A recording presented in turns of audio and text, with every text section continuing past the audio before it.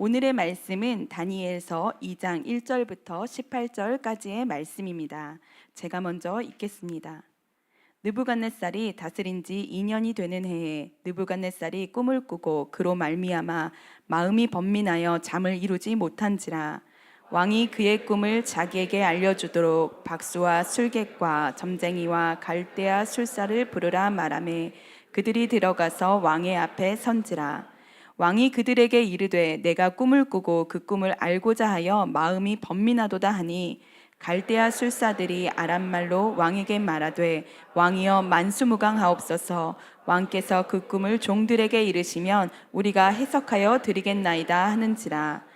왕이 갈대아인들에게 대답하여 이르되 내가 명령을 내렸나니 너희가 만일 꿈과 그 해석을 내게 알게 하지 아니하면 너희 몸을 쪼갤 것이며 너희 집을 거름더미로 만들 것이요 너희가 만일 꿈과 그 해석을 보이면 너희가 선물과 상과 큰 영광을 내게서 얻으리라. 그런즉 꿈과 그 해석을 내게 보이라 하니 그들이 다시 대답하여 이르되 원하건대 왕은 꿈을 종들에게 이르소서.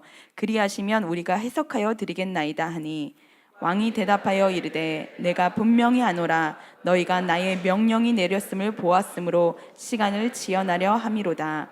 너희가 만일 이 꿈을 내게 알게 하지 아니하면 너희를 처치할 법이 오직 하나이니 이는 너희가 거짓말과 망령된 말을 내 앞에서 꾸며 말하여 때가 변하기를 기다리려 함이라. 이제 그 꿈을 내게 알게 하라. 그리하면 너희가 그 해석도 보일 줄을 내가 알리라 하더라. 갈대아인들이 왕 앞에 대답하여 이르되 세상에는 왕의 그 일을 보일 자가 한 사람도 없으므로 어떤 크고 권력 있는 왕이라도 이런 것으로 박수에게나 술객에게나 갈대아인들에게 물은 자가 없었나이다. 왕께서 물으신 것은 어려운 일이라. 육체와 함께 살지 아니하는 신들 외에는 왕 앞에 그것을 보일 자가 없나이다 한지라. 왕이 이로 말미암아 진노하고 통분하여 바벨론의 모든 지혜자들을 다 죽이라 명령하니라. 왕의 명령이 내림에 지혜자들은 죽게 되었고 다니엘과 그의 친구들도 죽이려고 찾았더라. 그때에 왕의 근위대장 아리옥이 바벨론 지혜자들을 죽이러 나가매 다니엘이 명철하고 슬기로운 말로 왕의 근위대장 아리옥에게 물어 이르되 왕의 명령이 어찌 그리 급하냐 하니 아리옥이 그 일을 다니엘에게 알림해 다니엘이 들어가서 왕께 구하기를 시간을 주시면 왕에게 그 해석을 알려드리리이다 하니라.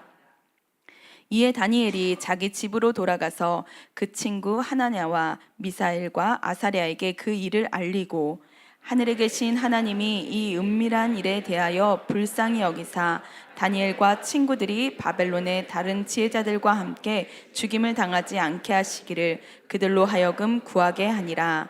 아멘. 다 함께 자리에 앉으시겠습니다. 이제 담임 목사님께서 나오셔서 하늘의 비밀은 기도하는 자에게 열린다라는 제목으로 말씀 전해 주시겠습니다.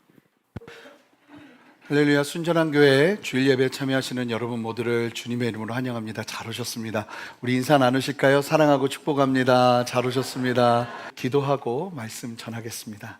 하나님, 오늘 우리에게 가장 필요한 말씀으로 도전하실 하나님을 기대하며 주님의 말씀 앞에 섭니다. 우리 한 사람 한 사람들을 아버지 하나님의 은혜로 채우시고 아버지 말씀 앞에 온전하게 반응하며 하나님의 놀라운 은혜와 영광을 누리는 시간 되게 역사하여 주시옵소서. 감사드리며 예수 그리스도 이름으로 기도합니다. 아멘. 우리가 다니엘서 말씀을 계속 대하고 있지만 이 다니엘 이 한 사람을 통해서 하나님이 얼마나 놀라운 일을 행하셨는지 모릅니다. 사실은 남유다는 소망이 없었고 아무리 선지자들이 외쳐도 반응을 하지 않는 시대였습니다. 멸망하고 난 후에 멸망의 시점쯤에 이 한 사람 다니엘을 통해서 하나님이 약 80년간 철저하게 하나님의 사람들이 어떻게 살아남는지를 보여주면서 이 다니엘 한 사람을 통해서 유대인들이 힘을 얻습니다. 그리고 그 안에서 신앙을 품고 하나님 앞에 자라나는 다음 세대들이 등장합니다. 그 사람이 모르드게와 에스더와 같은 사람들인 거예요. 그러니까 이 한 사람 통해서 하나님이 얼마나 놀랍게 역사하시는가. 하나님의 나라는 수에 있는 것이 아니라 하나님의 나라는 능력에 있는 줄 믿습니다. 오늘 장로님께서 기도해 주신 것처럼 하나님의 나라는 능력에 있는 거예요. 그래서 한 사람이 정말 하나님 앞에서 깨어서 온전하게 하나님의 능력과 하나님의 은혜를 누리며 산다면 그 한 사람을 통해서 하나님은 시대를 바꾸고 상황을 바꾸실 수 있다고 믿습니다. 그 한 사람으로서는 저와 여러분 되시기를 주님의 이름으로 축복합니다. 아멘.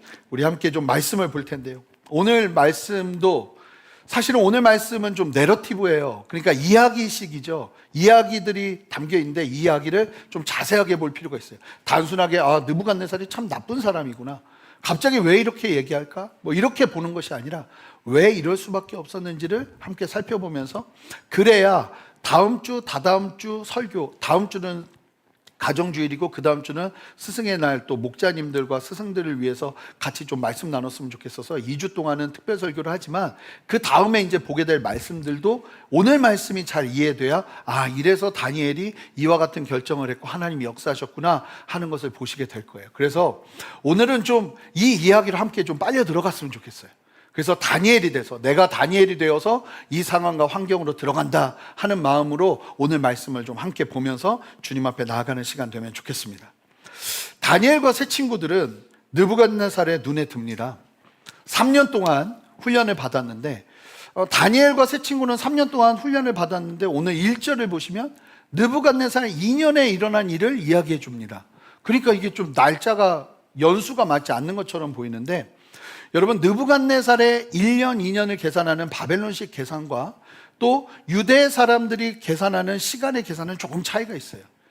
아마 이제 훈련받은 시간이 총 3년이 아니라 2년, 5개월, 6개월 정도가 됐을 것 같은데, 이스라엘은 그러면 3년으로 칩니다. 2년이 넘어버리면 한 달이든 두 달이든 3년으로 치는 거예요. 그래서 아마도 그렇게 하다 보니까 차이가 있는데 똑같습니다. 한 2년 6개월 정도를 훈련받고 이제 느부갓네살 왕의 눈에 들어 이제 왕정에서 신하의 삶을 살기 시작한 거예요. 근데 그때 얼마나 뛰어났는지 이 다니엘과 세 친구가 이 같은 동년배에 훈련받았던 사람들보다, 그거는 훨씬 뛰어넘었고, 그 당시에 바벨론의 어떤 현자들이나 어떤 학자들보다 더 뛰어났다, 10배나 뛰어났다, 이 왕의 눈에 들었다, 이렇게 이야기를 하는 걸 보면 아주 놀라운 성적으로 이들은 이제 발탁이 된 거예요. 그리고 오늘 본문은 다니엘이 황실에 발탁된 첫 해, 막 육식을 하지 않고 채식만 먹으면서 하나님 앞에서 결단하고 정말 어렵게 황실에 들어갔는데 그 첫 해에 일어난 일을 이야기해 줍니다. 여러분, 이제 계속 얘기하겠지만 오늘 다니엘이 만나는 게 우리의 인생입니다. 함께 보면서 은혜를 나누면 좋겠어요. 함께 1절 말씀을 여러분들이 읽어주시면 감사하겠습니다. 1절 말씀을 한 목소리 읽습니다. 시작.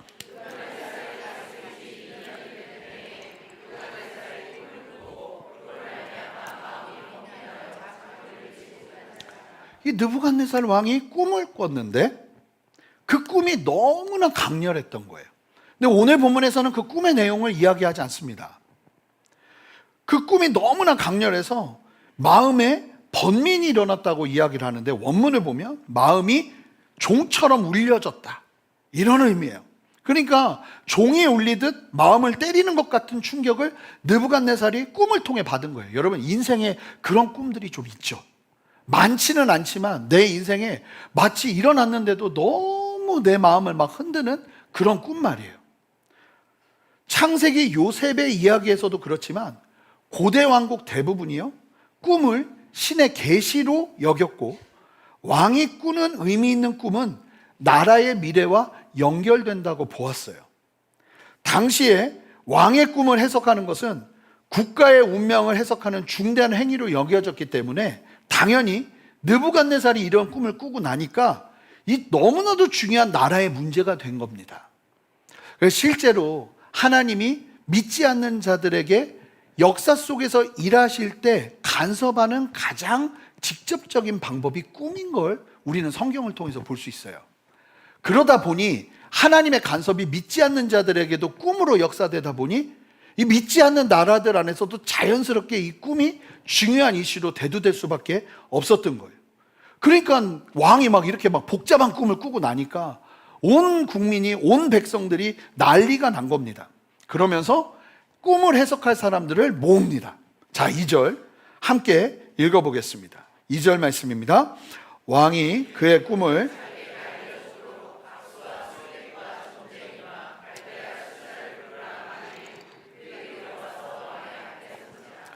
왕의 꿈을 해석할 만한 사람들을 다 모았습니다. 박수와 술사들이라고 하는데 종교성을 띤 마술사들을 의미해요. 유대시대 출애굽할 때도 애굽에서 마술사들이 있었잖아요. 그런 마술사들. 그리고 점쟁이와 갈대아 술사들. 이들은 점성술을 하는 사람들입니다. 그런데 이들을요, 오늘날 우리의 개념으로 이 사람들을 문자 그대로 이해하면 안 돼요. 바벨론은요, 꿈을 통한 예언 전통을 발전시킨 국가였어요. 그리고 꿈 해석은 바벨론 제국의 공식적인 궁정 직업이었습니다. 그러니까 어느 정도 한가한 사람들을 막 모아가지고 한 게 아니라 궁중에서 아주 영향력 있는 사람들이 모인 거예요. 실제로 꿈을 잘 해석하면 어디까지 올랐냐면 왕의 자문을 하는 자문관의 위치에 오를 수도 있었습니다. 이들이 해석을 하면 나라의 정책과 전쟁을 하느냐 마느냐를 결정하고 정치적 판단에 너무나 지대한 영향을 끼쳤기에 꿈을 해석하는 사람, 그 능력이 있다고 알려지면요, 이 사람에게는 막강한 영향력과 부가 함께할 수 있었던 거예요. 실제로요, 이 사람들이 얼마나 열심히 꿈 해석을 노력했냐면 이들이 신의 뜻을 알기 위해서 자연스럽게 하늘을 보기 시작하면서 천체, 그 관측 있잖아요. 거기에 아주 능한 사람들이 나오기 시작합니다. 실제로 기원전 BC 500년경에 바벨론에 이 기록이 남긴 게 있는데요. 나부리만누라는 사람이 있어요. 이 사람이 이런 꿈을 해석하는 사람이면서 동시에 천체를 관측하는 전문가였던 거예요. 이 사람이요, 이 천체를, 밤하늘을 연구하면서 1년을 365일 6시간 41초로 최초로 계산한 사람으로 기록에 남습니다. 이 기록이 얼마나 놀라운 거냐면 실제보다 단 26분 55초 차이가 있었다고 그래요. 그러니까 하늘을 보면서 1년 365일을 계산한 사람들이 여기서 나온 거예요. 그러니까 단순하게 꿈을 해석하는 사람들 정도가 아니라 천체를 관측하고 그런 능력을 가지고 있었던 사람들이죠. 이들은요, 실제로 다양한 꿈을 꾸면 해석을 해줘야 되다 보니까 이 꿈 해석 매뉴얼이 있었다고 그래요. 그 당시는 종이가 없어요.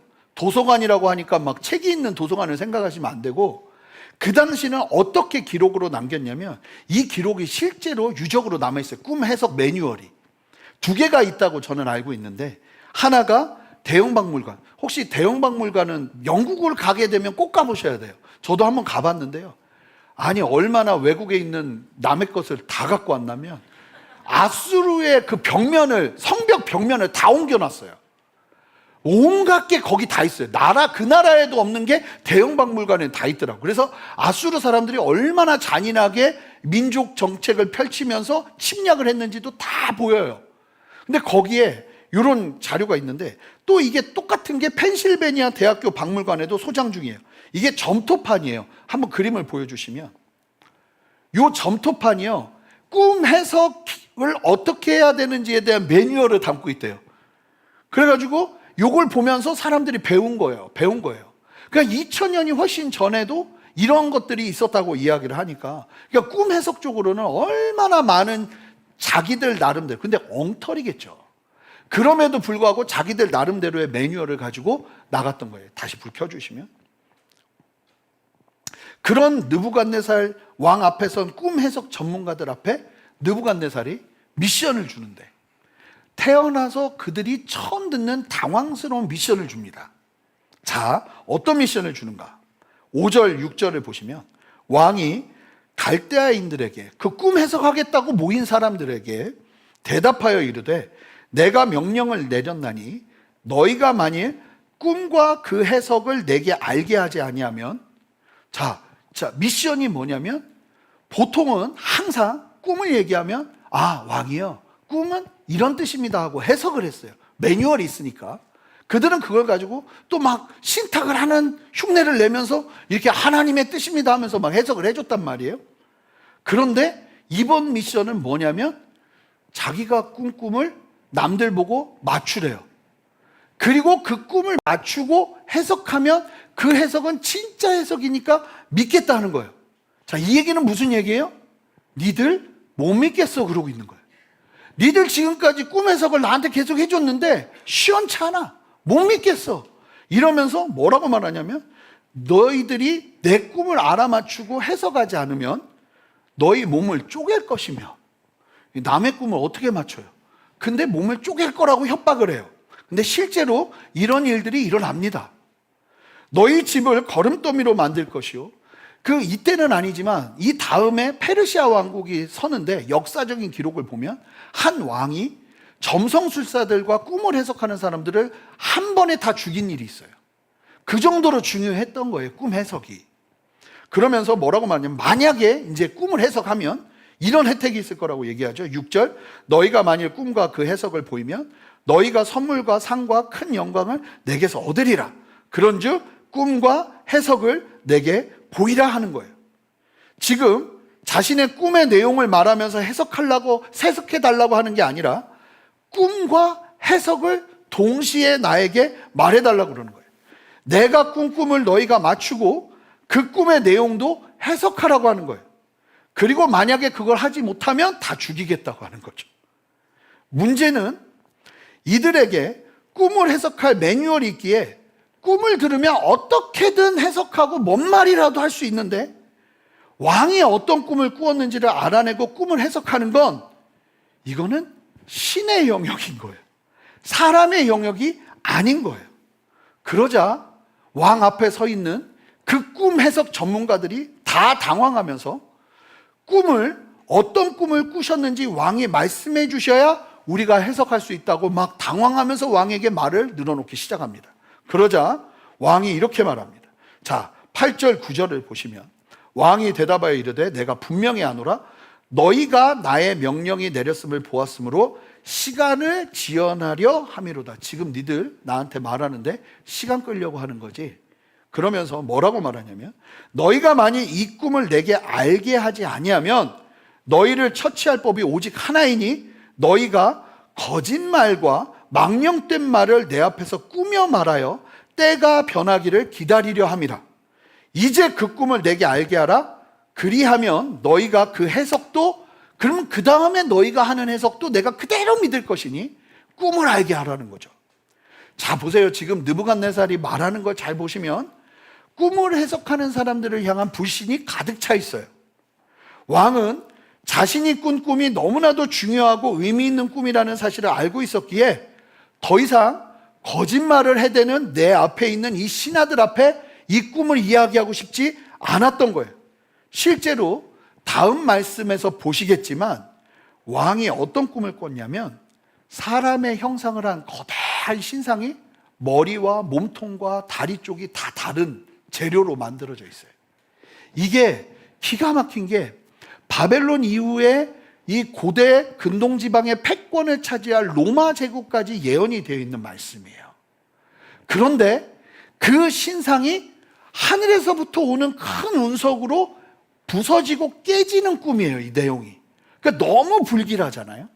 근데 왕이 깼는데 이거는 확실히 뭔가 의미가 있는 꿈이라는 생각이 들고 불길하다 보니까 이 부분에 대해서 분명하게 해석하는 것이 나라의 운명을 좌지우지할 수 있다는 확신이 든 거예요.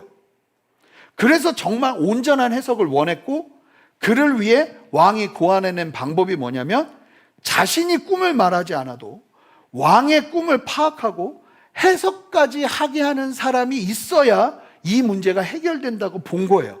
그러니까 느부갓네살이 멍청하고 화만 내는 사람이 아니라 나름 엄청나게 주도 면밀한 사람임을 말해주고 있는 거예요. 그러면 만약에 꿈까지 맞추고 꿈의 내용까지 맞추면 그 사람은 신의 계시를 받은 게 분명하기 때문에 이제 이야기를 하는 거예요. 그러자 점성술사들이 너무 당황하면서 이렇게 말합니다. 자, 10절, 11절. 갈대아인들이 왕 앞에 대답하여 이르되 세상에는 왕의 그 일을 보일 자가 한 사람도 없습니다. 너무 웃기는 얘기를 하는 거예요. 그리고 뭐라고 말하냐면 어떤 크고 권력 있는 왕이라도 이런 것으로 박수에게나 술객에게나 갈대아인들에게 물은 자가 없었나이다. 왕께서 물으신 것은 어려운 일이라. 육체와 함께 살지 아니하는 신들 외에는 왕 앞에 그것을 보일 자가 없나이다 한지라. 이 기가 막힌 얘기를 하는데요. 어떤 크고 권력 있는 왕도 이런 것으로 꿈 해석자들에게 물은 예가 없다고 이야기하는 거예요. 여러분, 이 말의 뉘앙스가 느껴지시나요? 지금 이들은요, 왕을 두려워하지 않고 있어요. 오히려 왕에게 어떤 누구도 이런 적이 없는데 당신이 우리에게 이럴 수 있습니까? 말이 안 되는 겁니다 하면서 따져 묻고 있는 거예요. 그러면서 하지 말아야 될 사실을 얘기해요. 어떤 사실이요? 왕의 꿈을 하나님만, 신들만 알고 있지만 그 신들은 사람들과 함께하지 않는다는 거예요. 얼마나 어이없는 고백인가요? 자신들은 평생의 신의 뜻이라고 사람들에게 이야기하면서 조종했던 사람들인데 솔직히 얘기하는 거예요. 사실은 그런 사람은 없다. 그래서 실제로 여러분, 이게 얼마나 힘든 일인지, 여러분, 만약에 제가 진짜 하나님을 인격적으로 만나지 않고 예수 그리스도를 나의 구주로 만나지 않고 지금 이런 일을 하고 있다면 이거는 진짜 힘들고 고생스러운 일이에요. 생각해 보세요. 여러분, 다른 종교 안에서 진리를 찾아서 그렇게 외치지만 사실 정직한 분들은 돌아가시면서 다 어떤 말씀들을 많이 하시냐면, 나는 평생을 거짓말을 했다, 나는 지옥에 간다. 이게 겸손해서 하는 얘기가 아니라 저는 솔직하게 하신 얘기라는 생각이 들어요. 아무리 기도해도 만날 수 있는 거라고는 귀신밖에 없는데, 여러분, 귀신의 임재는 다른 거예요. 사람을 누르고 사람을 괴롭히는 거예요. 여러분, 우리 하나님의 임재는 다르죠.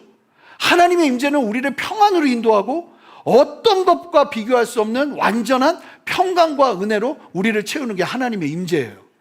그러니까 너무나 다른 거예요. 그런데 이 사람들이 솔직히 얘기하는 거예요. 이거는 진짜 하나님이 계신다면 그분밖에는 해줄 사람이 없고 그 하나님과 함께하는 사람은 세상에 없습니다. 왜요? 자기들 눈으로 본 적이 없으니까. 왜 없어요? 다니엘이 있는데. 근데 이 사람들은 그렇게 이야기를 하는 거예요. 그러면서 왕에게 아주 호전적으로, 직설적으로 이야기를 하는 거예요. 그러자 왕이 격분을 합니다. 자, 12절, 13절. 왕이 이로 말미암아 진노하고, 왜 화를 내는지 보이시죠? 통분하여 바벨론의 모든 지혜자들을 다 죽이라 명하니라. 왕의 명령이 내림에 지혜자들은 죽게 되었고, 그렇다고 다 죽게 된 게 아니라 이제 잡아들이기 시작하는 거예요. 죽게 되었고 다니엘과 그의 친구들도 죽이려고 찾았더라. 그런데 이 어떻게 보면 사형 리스트에 누가 들어간 거예요? 다니엘과 세 친구들. 얘네들이래. 이분들은 지금 금방 신하가 된 사람들이에요. 근데 또 사형 리스트에 올라가 버린 거예요. 여러분, 여기까지 어떻게 왔어요?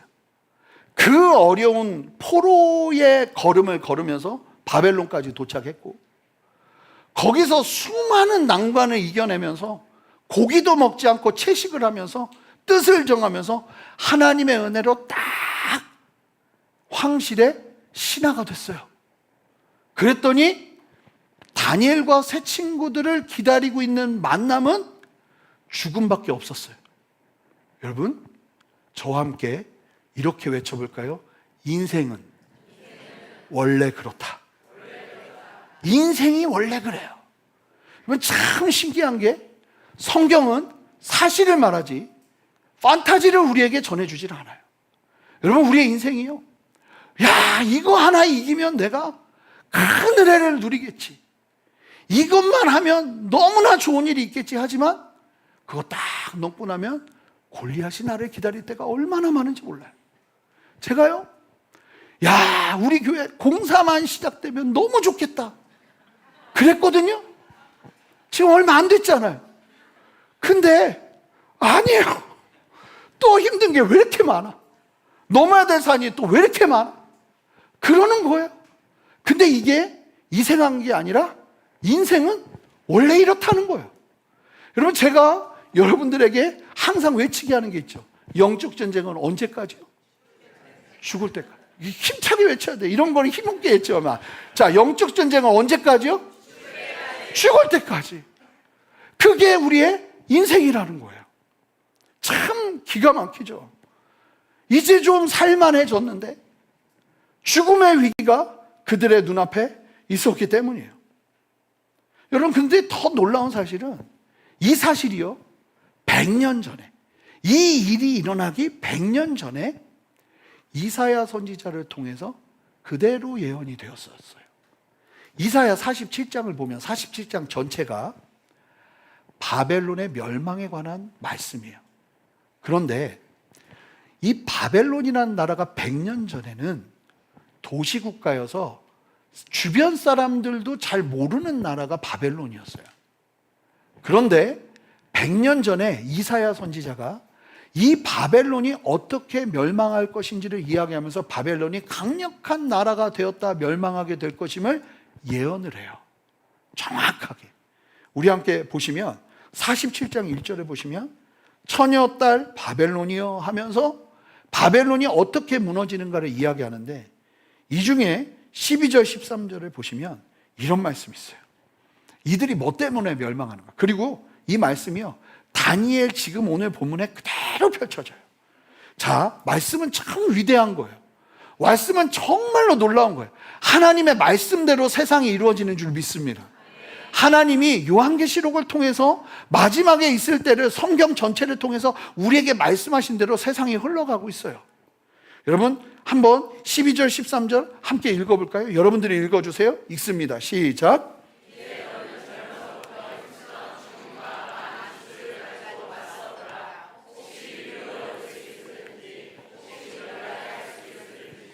내가 많은 계략으로 말미암아 피곤하게 되었도다. 하늘을 살피는 자와 별을 보는 자와 초하루 날에 예고하는 자들에게 일어나 내게 임할 그 일에서 너를 구원하게 하여 보라.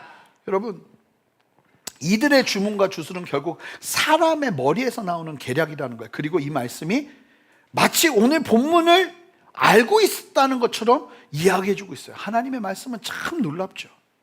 근데 보세요. 바벨론의 권세가 얼마나 충동적이고 잔인한지.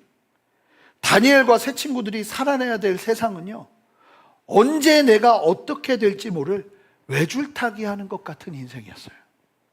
여러분 인생이 롤러코스터와 같은 것 같아요.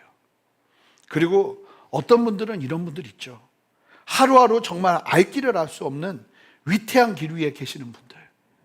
지금 나의 상사와 나의 주인이 뭐 변덕이 죽을 듯하고 도대체 어느 장단에 맞춰야 될지 모르겠고 나는 어떤 라인을 타야 될지도 모르겠고.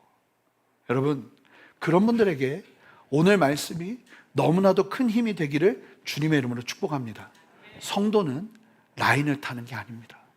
성도는요 오늘 말씀의 은혜대로 나가야 될 줄 믿습니다. 이제 좀 볼 텐데 이제 바벨론의 모든 지혜자들을 죽이라는 왕의 명령이 떨어졌기에 군사들이 움직이기 시작하는 그때 아주 급박하게 흐르는 물줄기를 바꾸는 한 사람이 등장합니다. 그래요, 바로 다니엘입니다. 자 14절 15절 함께 읽습니다. 그때 왕의 근위대장 아리옥이 바벨론 지혜자들을 죽이려 나가매 다니엘이 명철하고 슬기로운 말로 왕의 근위대장 아리옥에게 물어 이르되 왕의 명령이 어찌 그리 급하냐 하니 아리옥이 그 일을 다니엘에게 알리매. 왕의 근위대장 아리옥이라고 이름까지도 분명하게 얘기하면서 이것이 역사적인 사실임을 명시하고 있어요. 근데 이 근위대장이요 왕의 명령을 받들어서 이 사람들을 다 잡아서 죽이려고 사람들을 체포하러 나가고 있는 상황에서 다니엘이 뭐라고 말하냐면 명철과 슬기로운 말로 근위대장 아리옥에게 물었다고 그래요. 근데 다니엘도 위험해요. 그런데 그 상황에서 문제를 피하는 게 아니라 오히려 그 문제 앞으로 나가서 이 아리옥에게 질문을 한 거예요. 근데 원문 그대로 보면 아주 신중하고 슬기로운 말로 근위대장 아리옥에게 물었다고 합니다. 여러분, 믿는 성도들은 세상을 대할 때 지혜롭고 슬기로운 말이 함께해야 될 줄 믿습니다. 그러니까 여러분 기도하세요. 하나님 나에게 지혜와 슬기를 더하여 주셔서 내가 어떤 말을 해야 될지 알게 하여 주시옵소서. 그리고요 왕의 명령이 뭐라고 말하냐면 이 기가 막힌 왕의 명령이 어찌 그리 급하냐. 여러분 이거 말 잘못하면 당장 목 날라갑니다. 지금 왕의 명령 때문에 사람들 다 잡으러 가는 군대 장관 아리옥에게 왕의 명령이 어찌 그리 급하냐고 묻습니다. 근데 이 물음을 통해 알 수 있는 게 뭐냐면 다니엘도 이미 이 소식을 들었다는 거예요. 그러면서 자신의 목숨도 위태하다는 걸 알았다는 거예요. 보통이면요, 지금 다니엘 어리잖아요. 도망쳐요. 일단 피신했다가 이 왕의 마음과 심기가 바뀌면 나타나야지 할 게 보통 사람들의 생각이에요. 그런데요, 피신하지 않아요. 다니엘은 이 위기의 상황에서 문제의 해결을 찾기 위해 위험을 무릅씁니다. 그러자 다니엘에게 근위대장이요, 그 급한 상황에 다니엘이 왕이 왜 이렇게 급하게 이런 명령을 하는 것이냐 물었더니 다니엘에게 알렸다고 말하는데, 이 단어가요 어떤 뜻이냐면 그냥 정신없으니까 빨리 말할게 그렇게 얘기한 게 아니라, 아리옥이 갑자기 다니엘을 한 곳으로 데리고 가서 이 원어대로 보면 일의 본질까지 상세하게 설명하는 걸 의미해요. 지금 무엇 때문에 어떤 일이 어떻게 일어났는지를 상세하게 말해주고 있는 거예요. 지금 다니엘 18살이에요. 그런데 이 다니엘에게 군대 장관이 이렇게 이야기를 한다는 건, 다니엘이 일한 지 얼마 안 됐지만, 왕실에서 일을 시작된 지 얼마 안 됐지만 이미 많은 사람의 신임을 얻고 있었음을 알 수 있는 거예요. 여러분, 우리가 세상에서 성실하고 우리가 세상에서 본을 보여야 되는 이유가 여기 있습니다. 어려운 일이 일어날 때 빛을 발하기 위함이에요. 다니엘이 평상시에 얼마나 신임을 줬으면 이 어린 다니엘에게 이 위중한 상황에서 자세하게 설명을 다 해요. 근데 만약에 맨날 뺀질뺀질대고 열심히 일도 안 하던 다니엘이 갑자기 이때 나타나서 왕의 근위대장 아리옥에게 왕의 명령이 어찌 그리 급하냐 이렇게 하면 어떻게 될까요? 당장 목 날라갑니다. 그냥 당장 끝이에요. 어디 말도 안 되는 소리를 하고 있어. 그런데 다니엘이 그 말이 통할 수 있었던 이유는 정말로 하나님 앞에서 성실하게 하루하루를 살아냈던 거예요. 여러분, 우리 성도들이 예수 믿는다고 하면서 욕먹는 이유는 다른 게 아니에요. 우리의 삶의 성실을 놓쳤기 때문이에요. 제가 예수 믿어? 이렇게 되는 안타까운 일이 벌어졌기 때문이에요. 여러분, 예수 믿는다는 건 결정적일 때 나와야 돼요. 항상 성실하다가 항상 정말 하나님을 경외하며 살다가 힘들고 어려운 일이 일어날 때 그 문제를 다 해결하면서 사실은 난 크리스찬입니다 이야기할 때 십자가가 빛나는 줄 믿습니다. 참 쉽지 않은 거예요. 그럼에도 불구하고 다니엘의 이 말이 통하는 그 역사가 일어났던 이유는 하나님의 은혜, 그 은혜를 뛰어넘어 사실은 다니엘의 성실이 항상 함께하고 있었다는 거예요. 여러분, 쉽지는 않은 도전이지만 여러분들의 삶의 자리에 이 다니엘의 성실이 함께하시기를 주님의 이름으로 축복합니다. 그리고요, 다니엘이 상세한 설명을 듣자 무엇을 행하는가? 16절에 보세요. 다니엘이 들어가서 왕께 구하기를. 지금 무슨 얘기예요? 아리옥에게 나 왕을 아련하게 해달라. 그러면요, 아리옥 그 다음에 누구를 찾아야 되냐면 보좌진의 허락을 받아야 돼요. 근데 얼마나 놀랍냐면 이 왕 앞에 설 수 있도록 다니엘을 그 앞에 내다 준 이 사람들이 너무 놀라운 거예요. 얼마나 다니엘이 성실하게 하나님 앞에 있었으면 이 문제 앞에서 이 난리가 난 초토화가 된 상황에서 다니엘을 왕 앞에 세우겠어요. 그리고는 그 왕 앞에 선 다니엘이요, 느부갓네살 왕 앞에서 뭐라고 말하냐면 어느 누구도 대답하지 못했던 대답을 합니다. 뭐라고 말해요? 시간을 주시면 왕에게 그 해석을 알려드리리이다. 너무나 자신 있게 시간을 주시면 왕에게 답변을 드리겠습니다. 이건 누구만 해결할 수 있는 문제예요? 누구만요? 하나님만 해결할 수 있는 문제예요. 우리의 인생에서요, 그런 문제를 만날 때가 있어요. 이거는 내가 노력해도 내가 할 수 있는 최선은 다했어. 이제는 이건 하나님 손 안에 있어. 이런 때가 있거든요. 근데 다니엘이 그 앞에서 하나님이 반드시 나를 도와주실 거라는 확신을 가지고 이와 같은 대답을 한 거예요. 그러면 어떻게 보면 무모할 수 있는 대답이지만 반드시 필요한 대답이었어요. 그리고 왜 다니엘에게 이런 일이 일어났는지는 다음에 나누게 될 거예요. 근데 여러분, 저는 나누고 싶은 게 뭐냐면요, 다니엘의 나이가 많아야 18살인데 더 정확하게 태어난 연수부터 계산하면 17살, 5개월, 6개월, 7개월 이쯤 됐을 때예요. 그러니까 18살이 채 되지 않은 나이예요. 이 어린 소년이 지금 모두가 패닉에 빠질 수밖에 없는 위급한 상황에서, 자신의 목숨도 경각에 달린 위태한 상황에서 어떤 현자나 학자들보다 성숙하고 신중한 모습으로 문제를 대하고 있어요. 어떻게 다니엘이 이럴 수 있는 거예요? 여러분, 쉽게 말하면 이런 거예요. 나라가 다 난리가 났는데 우리 예담 청소년부실에서 갑자기 애 하나가 튀어나와서 너무나 담대하게 이 문제를 풀어 헤치기 시작하는 거예요. 어른들 다 있는데 어떻게 다니엘이 이럴 수 있었는가? 여러분, 아무리 생각해도 저는 1장 17절 외에는 답이 없어요. 우리 다니엘 1장 17절 말씀을 한 목소리로 읽겠습니다. 함께 읽습니다. 시작.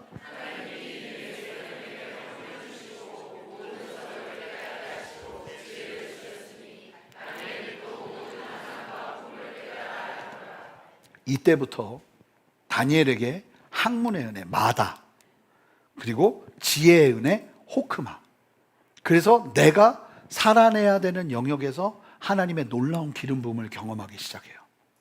그러면서 다니엘은 계속해서 하나님의 충만을 유지합니다. 하나님 안에서 항상 충만해 있었던 거예요. 여러분, 잘 보시면 우리의 인생의 문제는 예고 없이 터지는 게 대부분이에요. 언제 튀어나올지 몰라요. 그런데 그럴 때마다 누구라도 당황하고 힘들 수 있거든요. 근데 다니엘을 보세요. 이 변덕스러운 왕의 진노 앞에서 예고 없이 사형 리스트에 내 이름이 오르는 끔찍한 일을 당하고 있어요. 그런데 다니엘이 어떻게 이렇게 담대할 수 있는가? 아무리 생각해도요, 여러분, 성령의 충만을 오해하시면 안 되는 게, 성령의 충만은 우리가 어려운 일을 당할 때 근간이 그 문제를 해결하기 위해서 필요한 역사가 아니고, 성령의 충만은요, 날마다 있어야 되는 역사예요. 무슨 얘기인지 아세요? 날마다 내가 성령 충만해야 될 이유가 여기 있다는 거예요. 그럴 때 우리가 갑자기 일어나는 문제들 속에서 다니엘과 같은 중심을 잡고 나갈 수 있는 힘이 생기는 거예요. 여러분, 아침에 눈을 뜨면 어떤 기도하세요? 설마 기도 안 하는 건 아니시죠? 아침에 눈을 뜨면 어떤 기도를 하세요? 하나님, 오늘도 나를 성령 충만하게 해주시옵소서. 예수님이 말씀하시잖아요. 너희 날마다 이렇게 기도해라. 우리를 시험에 빠지지 않게 하시고 악에서 구하소서. 무슨 얘기예요? 날마다 시험에 빠질 일들이 천지라는 거예요. 악이 끊임없이 우리를 공격하는 일들이 수도 없다는 거예요. 여러분, 그 세상을 살아내는 데 있어서 우리가 일희일비하지 않고 하나님 앞에서 무게를 가지고 담대하게 다니엘처럼 걸을 수 있는 유일한 길은 다른 데 있는 것이 아니라 성령의 충만에 있는 줄 믿습니다. 그래서 항상 깨어서 하나님, 내가 있을 수 있도록 성령님 내 안에 충만하게 역사해 주십시오. 어젯밤에 지은 죄가 생각나면 그 죄를 예수 그리스도의 십자가 앞에 고백하면서 하나님, 나 용서해 주시고 다시 성령의 충만을 더해 주세요. 만약 기도를 못했어요. 그런데 지금 일어나는데 내가 생각하고 예상하고 생각하지 못한 어려움들이 막 일어나는 게 보여요. 그럼 그때 여러분, 당황하지 마시고 바로 정신줄 똑바로, 오늘 말씀 기억하시면서 정신줄 똑바로 붙잡고 뭘 하셔야 되냐면, 성령 하나님, 이 시간 내 안에 충만하게 역사해 주십시오. 이게 마음에서 막 울려 퍼져야 되는 거예요. 잘 보면 목회하는 저도 황당하게 당할 때가 꽤 있더라고요. 그러면 여러분들은 얼마나 많겠어요. 근데 잘 보면 제가 그렇게 황당하게, 어떻게 보면 어려움에 처하게 될 때, 잘 보면 제가 성령 충만을 놓치고 있을 때가 얼마나 많은지. 저 오늘 말씀 준비하면서, 야, 그렇구나. 진짜 내가 성령 충만해야 되는 이유가 여기 있구나. 성령 충만은 어떤 상황이 나타날 때 필요한 게 아니라 날마다 내 안에 있어야 될 하나님의 역사이구나. 그럴 때 우리의 삶 속에서 다양하게 터지는 수많은 문제들 속에서 우리가 하나님의 뜻을 따라 올바른 결정을 하며 나아갈 수 있는 거예요. 여러분, 신앙은 뭐가 중요하다고 항상 말씀드리죠? 뭐가 중요한지 알아야 되고 멀리 볼 수 있어야 된다고 말씀드리잖아요. 그러려면 성령의 충만이 필수인 거예요. 그러면 여기서 내가 무엇이 중요하고 무엇을 붙잡아야 되는지가 보이기 시작하는 거예요. 성령 충만은 우리의 일상에서 누려야 될 은혜인 줄 믿습니다. 그리고 여러분, 성령이 충만하잖아요. 그러면요, 사람이 문제를 피하지 않아요. 여러분, 이런 분들이 생각보다 많더라고요. 문제가 일어나면 본능적으로 피해요. 일단 그 일에서 떨어지려고 그래요. 여러분, 그런 분들은 나는 원래 그래, 그러지 마시고요, 성령 충만을 구하시기 바라요. 여러분, 성령이 충만하잖아요. 그러면 문제 앞에서 나설 수 있는 용기가 일어나요. 그 문제를 직면할 수 있는 힘이 일어나는 거예요. 그리고 난 다음에 다니엘이 그 문제를 어떻게, 참 진짜 호기롭게 이야기했잖아요. 내가 시간만 주시면 왕에게 이 모든 것들을 해석해 드리리이다. 그렇게 이야기를 하고 다니엘이 불이 났게 집으로 왔겠죠. 집으로 와서 하는 게 뭔가, 이게 우리에게 주는 가장 강력한 도전이에요. 자, 우리 17절 말씀 한 목소리로 읽어볼까요? 함께 읽습니다. 시작.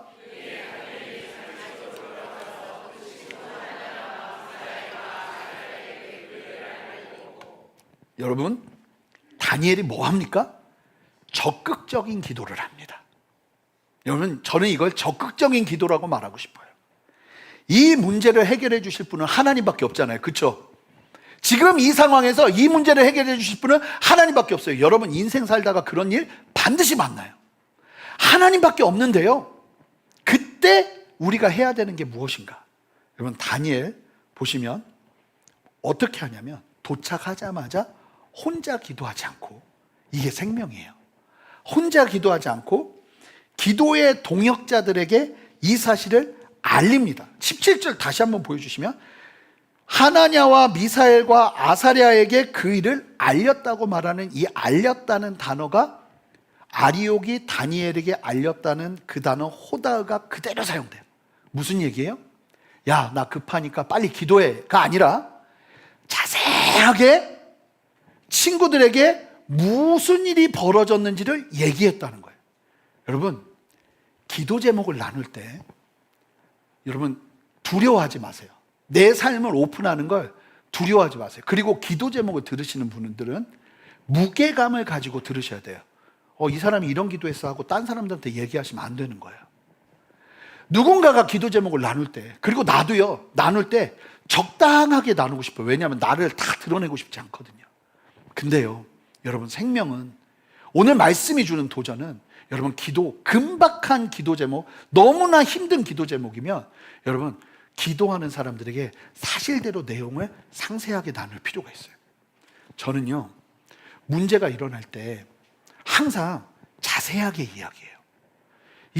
제가 이제 미국에서 한국으로 올 때, 그때 우리 아이들과 기도 제목을 나눌 때, 그때 첫째가 7살이었고 둘째가 5살이었어요.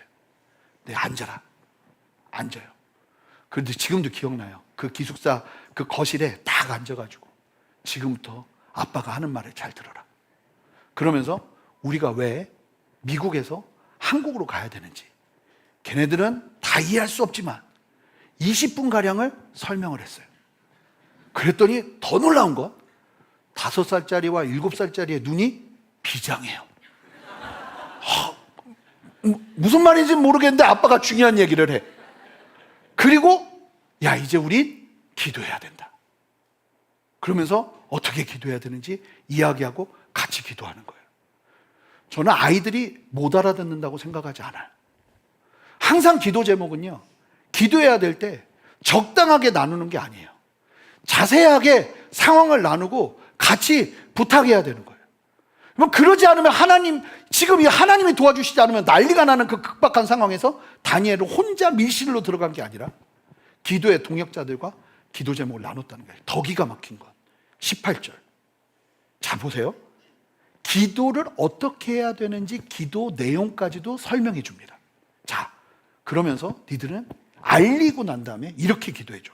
하늘에 계신 하나님이 이 은밀한 일에 대하여 불쌍히 여기사 다니엘과 친구들이 바벨론의 다른 지혜자들과 함께 죽임을 당하지 않게 하시기를 그들로 하여금, 자, 기도 제목, 기도 내용까지 전달해 준다는 거예요. 근데 기도 내용을 보면 기가 막힌 게, 어떻게 기도하는가? 하늘에 계신 하나님, 여전히 지금의 상황 속에서도 만물을 다스리시는 하나님을 바라보는 거예요. 여러분, 지금 기가 막힌 상황이잖아요. 어떻게 여기까지 왔는데 또 내가 죽을 위기에 처해? 하나님, 어쩌면 그럴 수 있어요. 그럴 수 있는데, 여러분 잘 보면 성경에 하나님의 사람들은 일단 원망이나 불평은 없어요. 하나님 앞에 한치의 불평과 원망도 없이 또 하늘에 계신 하나님이에요.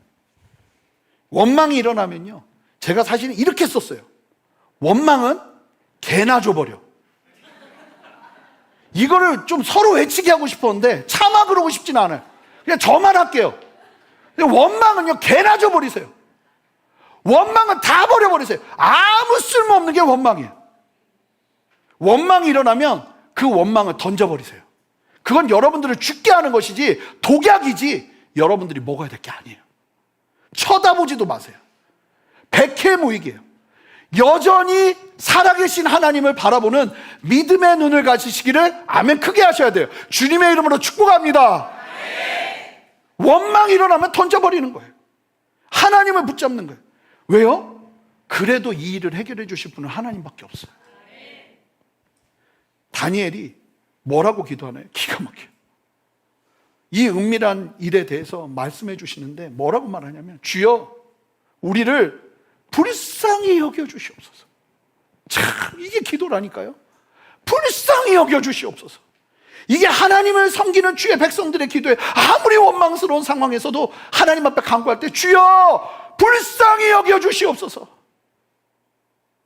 이해되지 않는 슬픔과 어려움이 찾아와도 우리의 간구는 불쌍히 여겨 주시옵소서. 그러면서 간구하는 내용이 사실 그대로 우리들을 다른 지체들과 함께 죽임당하지 않게, 하나님 구해 주셔야 될 영역은 가장 실제적으로 고백하면서 하나님 구해 주시옵소서 기도하는 거예요. 여러분 생각해 보세요. 제가 성도님들 어려움 만날 때 많이 만나보면 반응이 대부분 비슷하거든요. 근데 간혹 그렇다고 여러분들을 이렇게 조정하려고 그러는 게 아니에요. 근데 이런 분들이 있어요. 아무리 봐도 극심한 어려움을 만났는데 이렇게 기도하는 거예요. 원망도 없이 하나님은 여전히 내 안에 역사하신다고, 나를 불쌍히 여기셔서 지금의 어려움 이겨낼 수 있도록 하나님께 도움 같이 구해달라고 기도하는, 여러분 그런 기도를 듣잖아요. 그런 분들을 듣잖아요. 막 죽을 병에 걸렸는데도 너무 담대하고 하나님께 감사하고 막 이런 얘기 듣잖아요. 가슴이 웅장해져요. 여러분, 우리가 하나님 앞에 하는 기도가 그래야 되는 거예요. 지금 다니엘에게 다가온 문제는 하나님이 아니면 해결해 줄 수 없는 절대적인 어려움이에요. 그 앞에서 우리가 해야 될 게 무엇이겠어요? 여러분, 목장 모임의 생명은 이런 나눔이에요. 여러분, 우리 교회 목장 모임은 성경 공부 시간이 아닙니다. 썬데이 스쿨이 아닙니다. 말씀 가운데 삶을 나누고, 정말 중요한 건 기도 제목을 나누는 거예요. 그때 어떤 기도 제목을 나누냐면, 그냥 좀 어려운 일 있는데 그냥 기도해 주세요, 이게 아니라, 여러분 기도 제목도요 믿음이에요. 이런 기도를 하세요. 그러니까 그렇다고 막 하나님 무조건 잘 되게 해주세요, 이런 기도 해주세요, 이런 거 말고 어떻게 기도해야 될지까지도 믿음으로 정리하고 기도 제목을 던지는 거죠. 그럴 때 함께 기도하는 사람들이 힘을 내서 기도하는 거거든요. 중보기도 팀에 저희가 어려운 문제가 있으면 항상 그 기도 제목들이 중보기도 팀에 올라와서 중보기도 팀들이 열심히 기도해요. 그런데 보면은 이게 믿음대로 기도 제목이 오더라고요. 근데 저는 앞으로 이 말씀이 이제 우리에게 도전이 되었으니까 중보기도 팀에 올라오는 기도가 더 믿음으로 가득한 기도였으면 좋겠어요. 이 말씀을 좀 정리할 텐데, 사랑하는 성도 여러분, 우리는 항상 충만해야 돼요. 성령 충만하셔야 돼요. 순간순간 이 기도를 놓치지 마세요. 어려움을 당하는 순간이라도 성령의 충만을 구하세요. 그리고 적극적인 기도로 승부하는 우리가 되었으면 좋겠어요. 함께 기도하는 거예요. 그러니까 여러분, 외톨이로 혼자 신앙생활 하시면 안 돼요. 초대교회를 보시면 그들은 모일 때 계속 강조되는 게 뭐냐면 오로지, 심지어는 이렇게 말해요. 오로지 기도를 힘썼다고 얘기해요. 우리 예수님은요, 기도하는 공동체로 교회를 세우셨어요. 만민이 기도하는 집이라고 얘기하시잖아요. 사실은 이 교회와 예배의 영역에서 굉장히 다양하게 일어나야 되는 게 기도인 거예요. 전 찬양도 기도라고 믿거든요. 설교를 들으시는 이 과정도 전 기도라고 믿어요. 여러분, 이 말씀 들으면서 하나님 앞에 막 기도하면서 올려드리셔야 돼요. 하나님, 저거 내 얘기입니다. 하나님, 내가 취하겠습니다. 마태복음 18장 19절 20절 보세요. 한 목소리 읽습니다. 시작. 진실로 다시 너희에게 이르노니 너희 중에 두 사람이 땅에서 합심하여 무엇이든지. 여러분 보세요. 혼자 기도라는 얘기가 아니에요. 이걸 계속 강조하세요. 예수님은 두 사람이 땅에서, 두 사람이라도 모여서 함께 기도하면, 자, 뭐라고 말해? 하늘에 계신, 시작. 하늘에 계신 내 아버지께서 그들을 위하여 이루게 하시리라. 두세 사람이 내 이름으로 모인 곳에 나도 그들 중에 있느니라. 아멘입니다. 합심하여 기도할 때 하나님이 역사하시는 거예요. 하늘의 비밀은 오늘 말씀대로 기도하는 자에게 열릴 줄 믿습니다. 여러분, 다니엘이요, 은사가 있는 사람이었지만 은사로 문제를 풀지 않았어요. 여러분 기억하셔야 돼요. 은사로 문제를 푸는 게 아니에요. 기도로 풀면서 은사가 붙는 거예요. 여러분, 어떤 문제가 일어날 때 내가 어떤 능력이 있어도 그 능력이 아니에요. 무조건 기도로 푸는 거예요. 기도로 나가기 시작할 때 하나님께서 푸시는 거예요. 그렇게 기도로 승부하는 저와 여러분 되었으면 좋겠어요. 이 시간 기도할 텐데 우리가 이 찬양하면서 기도할 거예요. 우리 함께 기도해. 하늘문이 열리고 은혜의 빗줄기 이 땅 가득 내리도록, 마침내 주오셔서 의의 빗줄기 우리에게 부어주시도록, 하나님 이 시간 나에게 하늘문을 여시고 하나님의 마음을 부으시며 은혜로 역사하여 주시옵소서. 그 마음으로 함께 나가는 저와 여러분 되시기를 주님의 이름으로 축복합니다. 함께 기도하시겠습니다. 하나님, 오늘 이 말씀 기억하며 주님 앞에 기도하는 자로 서기를 원합니다. 기도를 요청해도 다니엘처럼 요청하며 서기를 원합니다. 항상 성령 충만하기를 원합니다. 이 말씀 앞에 우리 모두가 깨어나는 역사를 허락하여 주시옵소서. 감사드리며 예수 그리스도 이름으로 기도합니다. 아멘. 우리 다 같이 일어서시겠습니다.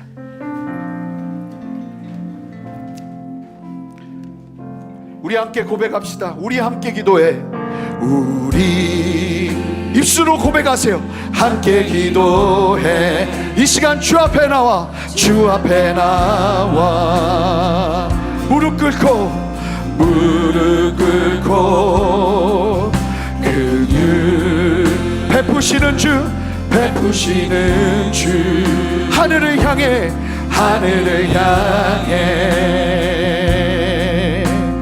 두 손 들고 고백하세요.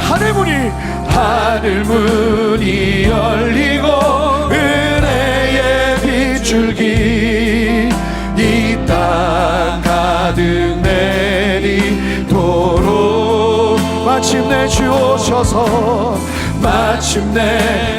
오셔서 의의 빗줄기 우리 위에 부시도록. 다시 한번 고백합니다. 우리 함께 기도해. 우리 함께 기도해. 주 앞에 나와 무릎 꿇고 긍휼 베푸시는 주, 하늘을 향해 교회여 다 같이 두 손을 들고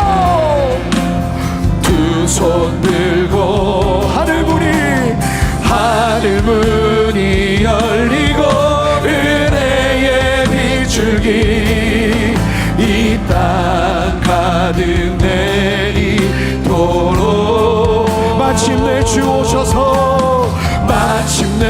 주 오셔서 의의 빗줄기 우리 위에 부시도록. 하늘문이 열리고 전심으로 고백합니다. 하늘문이 열리고 은혜의 빗줄기 이 땅 가득 내리도록, 마침내 주 오셔서 의의 빗줄기 우리. 한 번 더 고백합시다. 하늘문이 열리고 하나님의 은혜를 부어주시옵소서. 불쌍히 여겨주시옵소서. 문이 열리고 은혜의 빗줄기 이 땅 가득 내리도록, 마침내 주 오셔서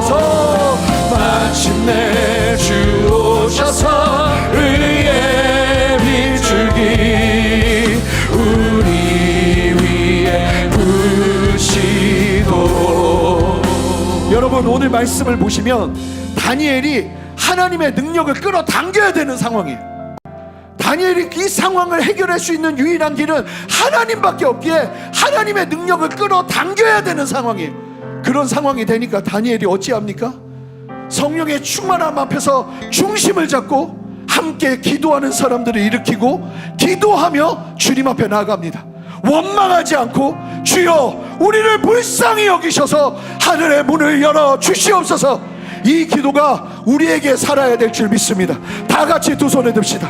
하나님, 하나님의 은혜가 필요합니다. 하나님의 능력이 필요합니다. 또다시 만나는 어려움 앞에 좌절하거나 낙심하거나 원망하지 아니하고 하나님의 은혜 위에 담대히 서기를 원합니다. 하나님, 나를 불쌍히 여겨 주시옵소서. 아멘입니까? 불쌍히 여겨 주시옵소서. 우리 주님을 향해 한 목소리로 크게 외치고 기도합니다. 주여! 하나님 향해 역사하여 주시옵소서. 간절히 기도하세요. 하나님, 나를 불쌍히 여겨 주시옵소서. 하나님, 나를 불쌍히 여겨 주시옵소서. 하나님, 나를 불쌍히 여겨 주시옵소서. 나를 살려 주시옵소서. 할렐루야.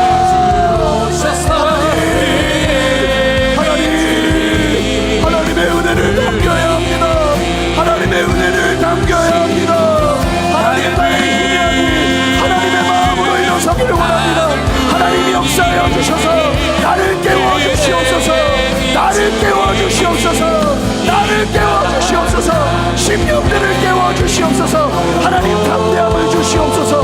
하늘의 문을 여시고 하나님의 마음을 나누어 주시옵소서. 할렐루야. 주님 역사하시는 주님을 찬양합니다. 인도하시는 주님을 찬양합니다. 일하시는 주님을 찬양합니다.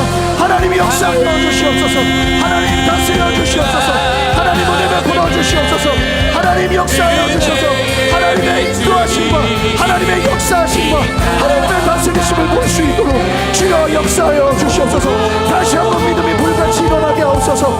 다시 한번 믿음이 불같이 일어나게 하옵소서. 성령이여 더 충만하게 역사하시고 하나님의 다스리심으로 역사하심으로 함께하여 주시옵소서. 하나님 은혜를 부시는 주님을 찬양합니다. 하나님 역사하시는 주님을 찬양합니다. 여러분, 하나님의 영이 근간이 내 안에 충만하게 역사해서 겨우 문제를 이겨내며 한 걸음 한 걸음 걸어내는 인생이 아니라 하나님, 오늘 내가 다니엘처럼 하나님 흔들리지 않는 믿음으로 담대하게 서서 무엇이 중요한지를 보고 멀리 보며 하나님 앞에 담대히 나아가기를 원하오니 성령 하나님, 나의 삶의 지경에 성령의 충만을 허락하여 주시옵소서. 하나님, 나 성령 충만하게 하여 주시옵소서. 여러분, 그렇게 소망하면서 여러분, 이 사모함이 우리 모두에게 있어야 될 줄 믿습니다. 하나님, 나 인생 살면서 이 충만을 구하지 않고 살았습니다. 하나님, 새롭게 하여 주시옵소서. 하나님, 내 안에 충만하게 역사하여 주시옵소서. 여러분, 그런 우리 모두의 바람을 주께 올려드리며 이 시간 기도할 텐데, 여러분, 성령의 강력한 기름 부으심과 마다와 호크마의 은혜, 성령의 그 충만한 역사가 이 시간 우리의 예배 가운데 임할 줄 믿습니다. 여러분, 함께 두 손을 드세요. 함께 두 손을 들고 이 시간 기도할 텐데, 여러분 전심으로 기도하세요. 하나님, 나를 채워 주시옵소서. 내 안에 충만하게 역사하여 주시옵소서. 담대하게 흔들리지 않는 믿음 더하여 주시옵소서. 여러분, 사모하세요. 여러분, 주님이 역사하시기를 간절히 사모하십니까? 아멘이에요. 더 강력하게 아멘이에요. 하나님, 내 안에 역사하여 주시옵소서. 우리 주님의 이름 한번 부르며 기도합니다. 주여. 하나님 역사하여 주시옵소서. 이 시간 다스리시는 주님의 역사하심과 성령의 기름 부심을 온전하게 누리며 하나님 앞에 서는 역사를 보게 하여 주시옵소서. 하나님, 이전에 경험하고 누리지 못했던 아버지의 역사하심과 아버지의 그 다니엘에게 임했던 성령의 역사를 온전하게 누리며 서기를 원하오니 하나님, 이 시간 기름 부어주시고 하나님의 생명으로 역사하여 주시옵소서. 하나님 인도하시고 다스려 주시옵소서. 하나님 역사하시옵소서. 하나님 예수 그리스도를 만날 수 있는 믿음을 주시옵소서. 하나님을 만날 수 있는 믿음을 주시옵소서. 성령이여 충만하게 역사하시옵소서.